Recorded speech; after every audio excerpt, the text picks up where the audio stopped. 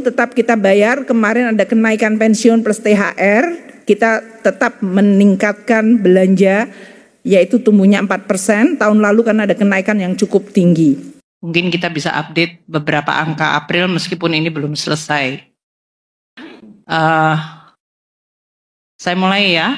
Bismillahirrahmanirrahim. Assalamualaikum warahmatullahi wabarakatuh. Selamat siang dan salam sejahtera untuk kita semua. Teman-teman media yang saya hormati, saya bersama dengan seluruh jajaran Kementerian Keuangan, 3 wamen saya, Pak Suhasil Nasara, Pak Tommy, dan Pak Anggito, dan seluruh eselon 1 teknikal yang terkait dengan APBN. Hari ini kita akan menyampaikan perkembangan dari APBN kita, namun seperti juga mungkin teman-teman media mengikuti, saya baru tadi malam mendarat dan baru selesai dalam perjalanan di Amerika Serikat untuk bertemu dengan para investor di New York dan juga di Washington DC untuk Spring Meeting, IMF World Bank Spring Meeting dan G20 Meeting, serta berbagai pertemuan bilateral yang dilakukan dengan berbagai teman-teman Menteri Keuangan terkait maupun dengan berbagai multilateral development bank, dan kemudian saya di London untuk ketemu juga dengan para bondholder. Saya akan sampaikan perkembangan APBN dan juga sekaligus mungkin nuansa pertemuan yang kita hadiri untuk bisa memberikan konteks kepada teman-teman media lingkungan global apa yang sedang terjadi yang pasti akan mempengaruhi perekonomian seluruh dunia, termasuk juga Indonesia, bagaimana melalui berbagai proses perdagangan investasi akan ditentukan oleh persaingan geopolitik yang unfortunately semakin meruncing. Nanti kami akan sampaikan di dalam segmen pertama. Sama seperti format di dalam APBN kita konferensi pers, nanti saya akan bagi tugas saya. Di pertama saya akan memulai pada environment ekonomi dan pada postur APBN yang kemudian akan dielaborasi pada sisi belanja oleh Pak Wamen Sua, untuk sisi penerimaan negara oleh Pak Wamen Anggito Abimanyu, dan sisi below the line pembiayaan oleh Pak dan internasional oleh Pak Tommy. Saya akan memulai yang pertama. Sesuai dengan Undang-Undang mengenai penyusunan APBN 2025, maka APBN 2025 disusun dengan menggunakan asumsi-asumsi yang melandasi perhitungannya. Jadi di dalam tabel ini saya memulai dengan asumsi APBN yang digunakan dalam Undang-Undang APBN 2025. Jadi slide yang berikutnya, pertama ingin kami sampaikan yang tentang pembayaran pensiun yang sampai dengan akhir Maret telah dibayarkan 58,9 triliun pensiunan.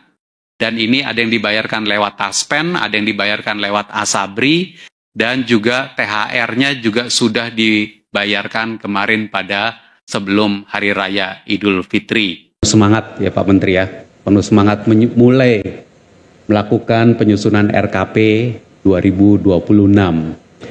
RKP ini nanti akan menjadi dokumen resmi perencanaan pemerintah yang nanti bersama-sama dengan satu dokumen lagi, yaitu kondisi ekonomi makro dan pokok-pokok kebijakan fiskal KEM PPKF yang disiapkan oleh Kementerian Keuangan, akan menjadi bahan dari pembicaraan pendahuluan dengan Dewan Perwakilan Rakyat yang nanti dimulai pada tanggal 20 Mei tahun 2025 ini. Jadi 2 dokumen ini nanti kita sampaikan ke DPR bersama-sama dan menjadi bagian dari pembicaraan pendahuluan.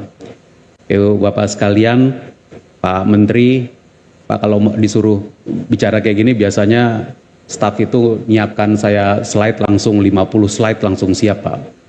Tapi kalau saya suruh 3 slide aja pada bingung sendiri biasanya. Saya mau ngomong 3 slide aja. Saya akan ngomong 3 slide. Saya menyampaikan terima kasih, apresiasi kepada Kementerian Bappenas yang mengundang kami untuk menyampaikan poin-poin besar dari penyusunan atau logika dari keuangan negara kita yang kita susun.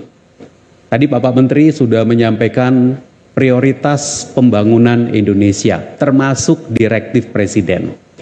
Nah, saya ingin minta kepada Ibu Bapak sekalian ketika nanti melakukan penganggaran, ya yang dianggarkan yang itu.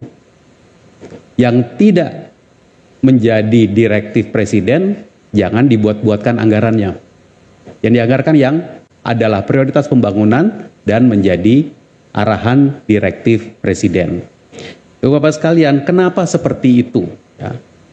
Saya ingin menyampaikan pertama adalah karena yang namanya APBN itu adalah anggarannya negara untuk prioritas negara. Dan di APBN itu, APBN ini kalau kita lihat tahun ini belanja adalah 3.621 triliun. 3.621 triliun belanja negara, itu yang Ibu Bapak handle semuanya. 3.621 triliun tahun ini.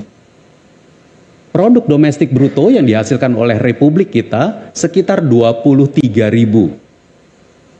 Jadi belanja negara itu adalah sekitar 15% ya Pak Febrio ya. Sekitar 15% dari total produk domestik bruto. Kita berharap 15% yang kita kelola dapat menghasilkan 85% yang maksimal. Harus seperti itu. 15% yang kita kelola akan harus bisa menghasilkan 85% yang paling maksimal. Nah, Ibu Bapak sekalian, bagaimana cara mencapai yang maksimal itu? Bagaimana cara mencapai maksimal? Apa artinya maksimal? Maksimal artinya menghasilkan apa yang menjadi target-target yang tadi telah disampaikan oleh Bapak Menteri. Pertumbuhannya semaksimal mungkin, inflasinya yang baik, kesejahteraan semaksimal mungkin, dan seterusnya. Nah, ketika kita melakukan ini semua, APBN-nya sendiri tidak bisa lepas, dan perekonomian kita tidak bisa lepas dari kondisi global.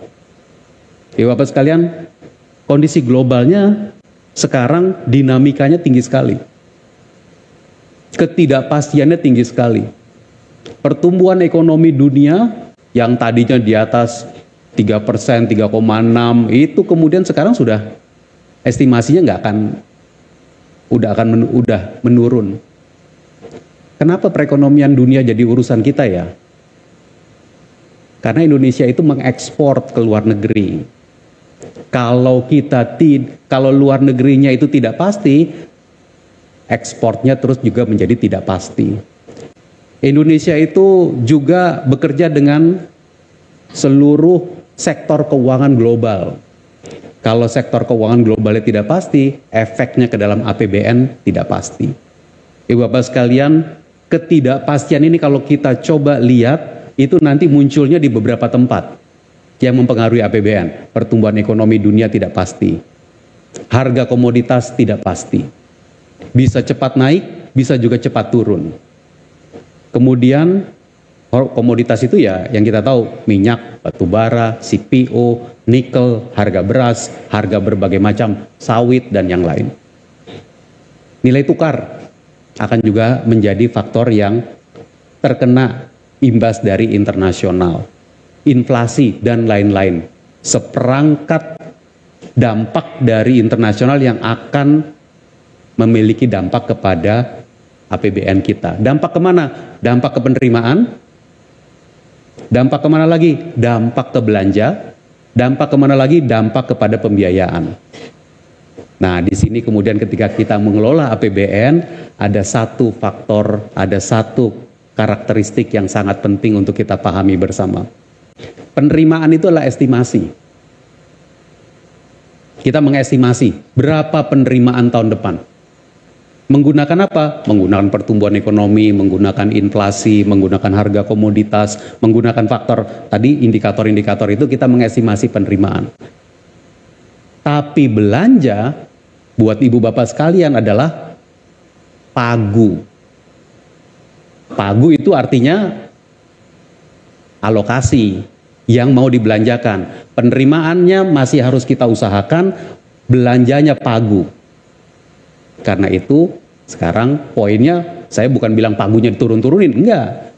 Pagunya harus juga fleksibel.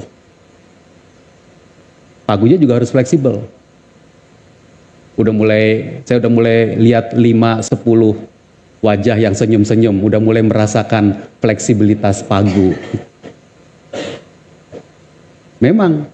Nah, Ibu Bapak sekalian, ketika kita pagu belanja itu kita desain, tentu kita mendesain seperti arahan dari Bapak Menteri Bappenas tadi, yang prioritas Presiden.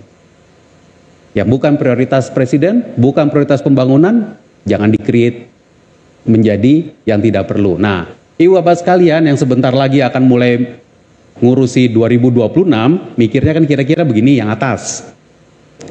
Ya kan, cara mengalokasikan itu rupiah murni, non rupiah murni, apa itu sebutannya komponen 01, komponen 02. Nah ini kalau Pak Menteri, Pak Wamen ini, Ibu Bapak Sekjen dan para Sestama ini biasanya berkutat dengan ini.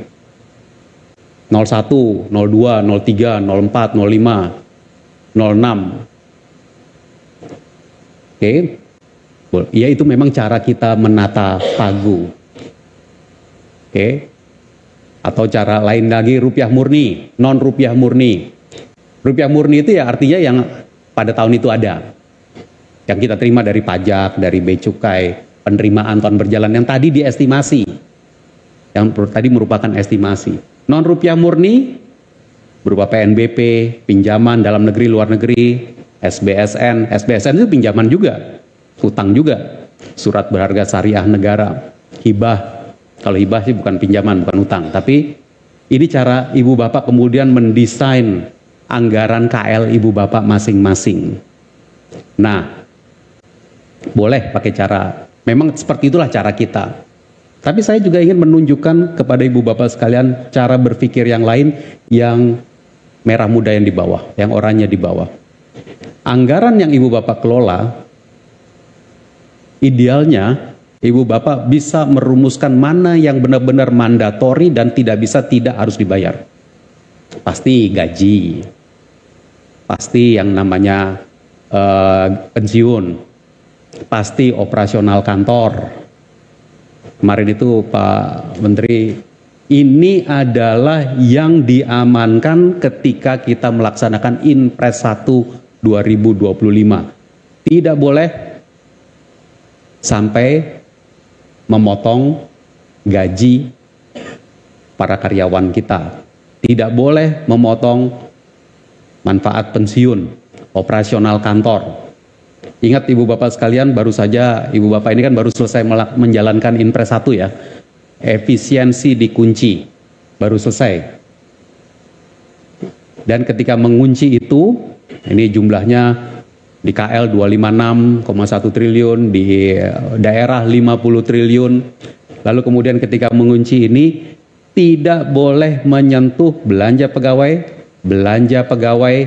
operasional kantor, belanja prioritas, dan bantuan atau layanan publik. Bantuan publik, perlindungan sosial tidak boleh dikenakan. Diri sendiri atau anggota keluarga kita yang meninggal. Seperti itu. Nah, jadi apabila ada anggota keluarga yang meninggal yang masuk dalam tanggungan, ya, yang masuk dalam tanggungan di daftar gaji kita, maka ada manfaat namanya asuransi kematian yang berhak diterima oleh si pegawai negeri tersebut. Nah, ini juga banyak yang belum tahu nih Bapak Ibu, karena banyak juga kita dapati bahwa si istri pegawai tersebut atau suaminya meninggalnya sudah lama. Tapi di data kami setelah dia pensiun baru ketahuan bahwa yang bersangkutan belum pernah lapor atau belum pernah melaporkan bahwa si istri atau suaminya telah meninggal. Nah, di situ adalah kewajiban kami, walaupun itu sudah berlarut, tapi tetap akan kita bayarkan ya Bapak Ibu, karena di dalam ketentuannya manfaat asuransi kematian ini tidak ada kadaluarsanya.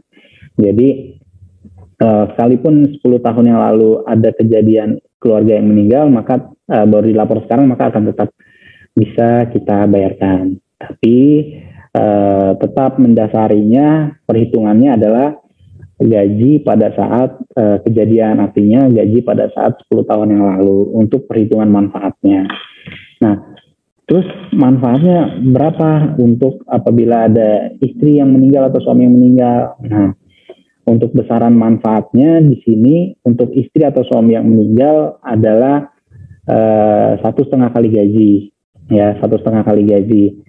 Contoh perhitungan kalau misalkan gaji kita 5 juta, maka manfaat asuransi kematian apabila ada istri atau suami yang meninggal adalah 1,5 kali gaji 5 jutanya. Nah, besarannya berarti 7.500.000 ya Bapak Ibu ya. Kemudian kalau untuk anak, nah untuk anak besarannya berbeda ya Bapak Ibu. Untuk anak besarannya apabila ada anggota keluarga yang meninggal atau untuk dalam hal ini anak, besarannya 0,75 kali gaji ya, jadi 5 juta kali 0,75 seperti itu. Nah, tapi untuk anak tentu ada ketentuannya ya Bapak Ibu ya. Nah, di sini anak yang mendapatkan manfaat adalah satu, anak yang masih di dalam tanggungan. Anak yang masih dalam tanggungan itu apa? Anak yang belum pernah menikah atau belum menikah, belum bekerja, kemudian yang terakhir belum berusia atau belum usianya di atas 25 tahun. Atau masih dalam tanggungan lah gitu ya, masih masuk ke dalam daftar gaji. Seperti itu. Kemudian program yang kedua, di sini ada program pensiun nih Bapak Ibu. Program pensiun yang biasa kita kenal ini pengertiannya adalah penghasilan yang diterimakan oleh penerima pensiun setiap bulan ya Bapak Ibu ya, sebagai jaminan hari tua dan penghargaan atas jasa-jasanya yang telah mengabdi kepada negara. Nah, itu saya kutip dari Undang-Undang 11 tahun 69. Ya, itu adalah pengertian di Undang-Undang 11 tahun 69. Jadi yang perlu digarisbawahi di sini adalah penghasilan pensiun itu dibayarkan setiap bulan ya Bapak Ibu ya. Jadi tidak ada pembayaran pensiun yang dibayarkan sekaligus. Ya, hati-hati karena Taspen dalam membayarkan menjalankan program pensiun ini masih mendasari Undang-Undang 11 tahun 69 yang dimana penerimaan pensiun ini masih mengacu pada undang-undang tersebut yang dimana pembayarannya dibayarkan setiap bulan seperti itu. Jadi hati-hati kalau misalkan ada oknum-oknum yang mengatasnamakan Taspen yang mengiming-imingi kalau bisa mencairkan uang pensiunnya sekaligus 1 miliar gitu ya Bapak Ibu ya. Itu tidak ada, itu hoax, itu jangan dipercaya. Jadi Taspen tetap mendasari Undang-Undang 11 tahun 69. Kemudian kewajibannya yang pertama tadi dari program tabungan hari tua membayar iuran sebesar 3,25%. Untuk program pensiun kewajibannya membayarkan iuran sebesar 4,75%. Sama untuk pengalinya penghasilan sebulan terdiri dari gaji pokok tambah tunjangan istri ditambah tunjangan anak. Gitu. Kemudian kewajiban yang keduanya adalah menyampaikan perubahan data keluarga. Ya, jadi mungkin ini khusus yang nanti yang akan menjelang pensiun nih Bapak Ibu. Untuk bapak-bapak atau ibu-ibu di lingkungan Kemenperin yang akan pensiun, ini kewajiban Bapak setelah Bapak Ibu pensiun. Ya, yang pertama wajib untuk menyampaikan perubahan data keluarganya, baik itu istri suami yang meninggal atau cerai atau akan berencana menikah lagi nanti setelah pensiun, ya itu wajib dilapor ya Bapak Ibu ke Taspen. Karena apa? Karena berkaitan dengan nanti pembayaran pensiun bulanan Bapak Ibu, ya. Jadi nanti pembayaran pensiun bulanannya kan gini Bapak Ibu. Di dalam komponen pembayaran pensiun bulanan itu ada 4 komponen. Yang pertama itu ada pensiun pokok, ya, pensiun pokok. Yang kedua itu ada tunjangan istri atau suami. Ya, ada tunjangan istri atau suami, yang ketiga ada tunjangan anak, yang keempat ada tunjangan beras. Jadi nanti setelah Bapak pensiun hanya mendapatkan 4 komponen itu. Ya, sudah tidak ada lagi tunjangan kinerja, tidak ada lagi tunjangan jabatan dan lain-lain. Jadi nanti setelah Bapak Ibu pensiun hanya mendapatkan pensiun dari 4 komponen itu, pensiun pokok, tunjangan istri atau suami, ditambah tunjangan anak, kemudian ditambah tunjangan beras. Nah, kaitannya dengan menyampaikan perubahan ini, Bapak Ibu harus menyampaikan perubahan karena kita harus atau wajib mengeluarkan tunjangan istri atau tunjangan suaminya apabila istri kita atau suami kita itu meninggal. Ya, jadi harus kita keluarkan atau bercerai. Ya, jadi harus kita keluarkan tuh tunjangan istri atau suaminya di dalam daftar gaji ya, Bapak Ibu ya. Jangan sampai tidak dilaporkan. Karena kalau misalkan Bapak Ibu tidak melaporkan ada anggota keluarga yang meninggal atau bercerai, ya di daftar gaji pensiun Bapak Ibu akan terus terbayar tunjangan keluarganya. Ya, apabila hal demikian terjadi, maka akan terjadi keterlanjuran pembayaran tunjangan keluarga. Ya, tunjangan keluarga, dan besarannya itu 10% 1 bulan untuk tunjangan keluarga, 10% 1 bulan. Dan ini juga banyak beberapa kejadian juga yang tidak melaporkan anggota keluarganya yang meninggal, dan baru ketahuannya pada saat si pesertanya meninggal. Ya, baru nanti ahli warisnya malah yang akan menanggung keterlanjuran bayar tersebut. Ya kan, kasihan Bapak Ibu, nanti ahli waris kita malah ditinggali hutang oleh kita. Nah, jadi untuk memitigasi hal tersebut, apabila ada anggota keluarga yang meninggal atau cerai, tolong dilapor. Demikian juga untuk apabila menikah lagi setelah pensiun. Ya, menikah lagi setelah pensiun itu juga wajib lapor di Taspen, karena nanti untuk mencantumkan nama istrinya di daftar gaji. Ya, jadi si istri yang baru atau suami yang baru bisa dimasukkan ke daftar gaji. Ya, bisa dimasukkan ke dalam daftar gaji pensiun. Dengan catatan untuk pelaporannya sesuai ketentuan itu tidak boleh lebih dari 365 hari atau tidak boleh lebih dari 1 tahun. Ya, tidak boleh lebih dari 1 tahun. Karena sesuai dengan ketentuan, kalau misalkan lebih dari 1 tahun, istri yang barunya hanya akan tercatat sebagai nanti ahli waris pensiun.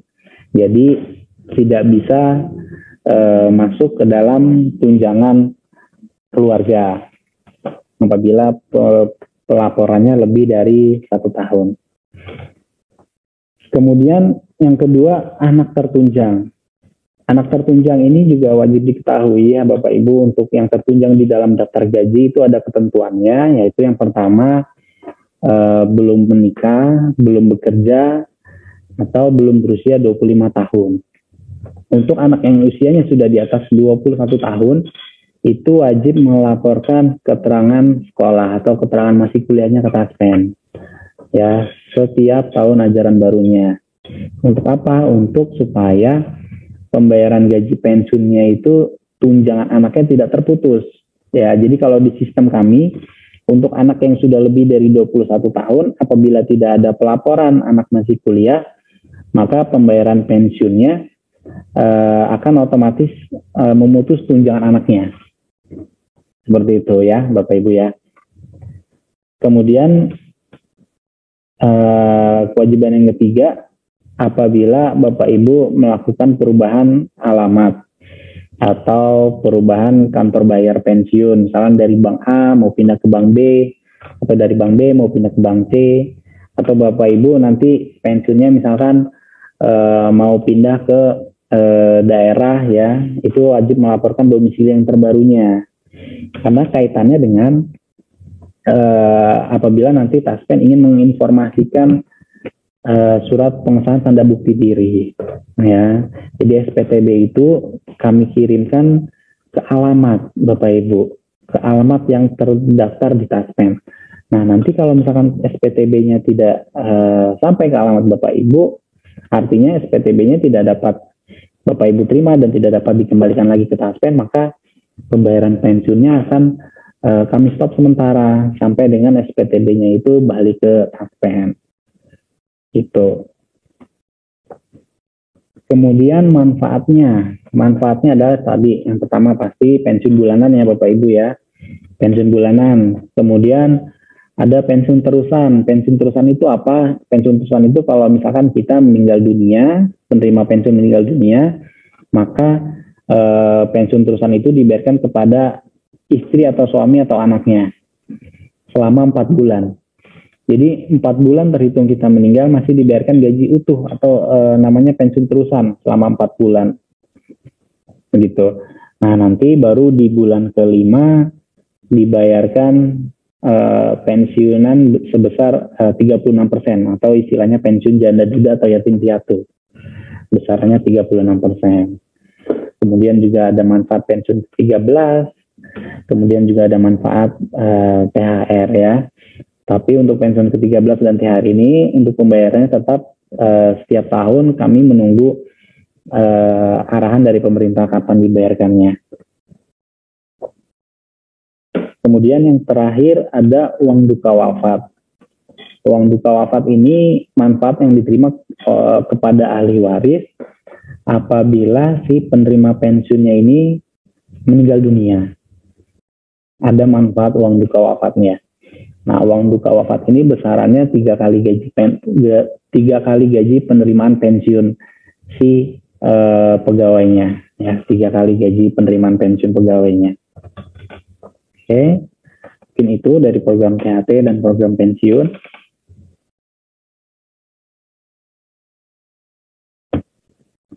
Oke, kita lanjut ke program jaminan kecelakaan kerja dan jaminan kematian.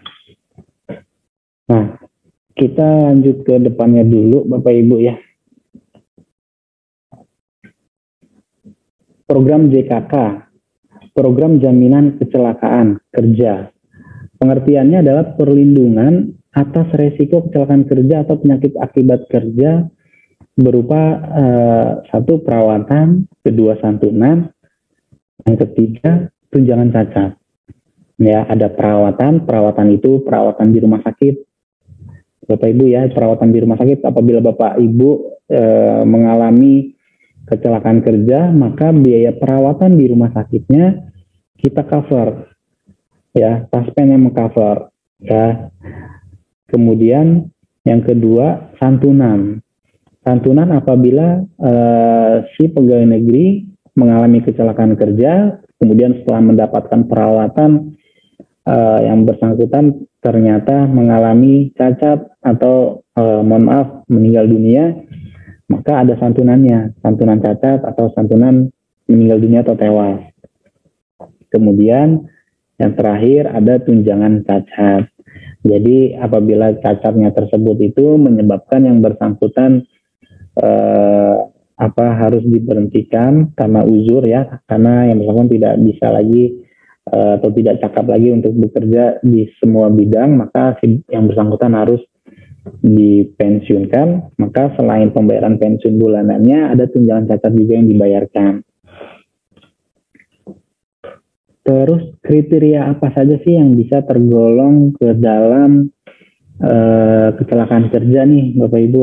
Yang pertama, kecelakaan dalam menjalankan tugas dan kewajiban. Ya, itu jelas ya Bapak Ibu ya. Kecelakaan dalam menjalankan tugas dan kewajiban keseharian kita nih, rutinitas kita dalam bekerja. Ya, kita lagi bekerja, kemudian tiba-tiba kita terjatuh dari tangga atau terjatuh dari tempat duduk kita, atau terjadi pada saat kita bekerja terpleset mungkin. Nah, itu termasuk ke dalam kriteria kecelakaan kerja yang pertama. Kemudian yang kedua, kecelakaan dalam kondisi yang ada hubungannya dengan dinas. Ya, misalkan kita ditugaskan untuk menghadiri undangan rapat di suatu tempat ya, contoh. Kemudian di tempat tersebut kita mengalami kecelakaan, entah itu terjatuh, entah itu kita tertimpa proyektor atau apa. Nah, itu termasuk ke dalam kriteria kecelakaan kerja yang kedua nih Bapak Ibu ya, yang ada hubungannya dengan dinas. Kemudian yang ketiga, perbuatan anasir dalam melaksanakan tugas. Ya, anasir ini contoh sederhananya gini Bapak Ibu. Perbuatan anasir ini dilakukan oleh orang lain kepada kita, ya, kepada kita akibat dari tugas yang kita jalani.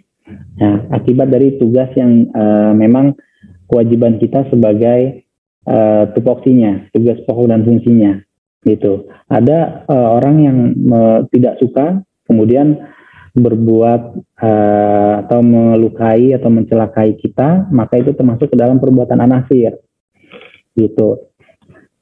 Kalau contoh kasusnya itu ada di misalkan di pegawai Satpol PP. Pegawai Satpol PP itu memang sangat beresiko ya Bapak Ibu ya, karena di sana salah satu tugasnya adalah menertibkan. Nah, pada saat yang bersangkutan melaksanakan tugasnya, menertibkan, ternyata ada beberapa oknum ya yang sengaja melukai, mencederai si petugas tersebut akibat dari tugasnya, ya, akibat dari tugasnya untuk menertibkan, maka kecelakaan tersebut bisa dikategorikan ke dalam kriteria kecelakaan kerja. Nah, itu ya Bapak Ibu ya untuk perbuatan anasir. Kemudian yang keempat, kriterianya adalah perjalanan dari rumah ke tempat kerja atau sebaliknya. Nah, ini yang paling banyak nih mungkin ya Bapak Ibu ya di dalam pekerjaan ASN ini kan memang kita lihat tidak terlalu banyak yang beresiko ya Bapak Ibu ya, tidak terlalu banyak yang beresiko.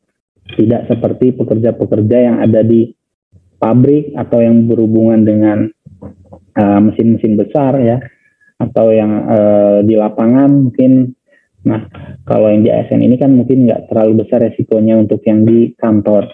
Nah, tapi yang paling beresiko itu adalah perjalanan dari rumah ke tempat kerja atau sebaliknya.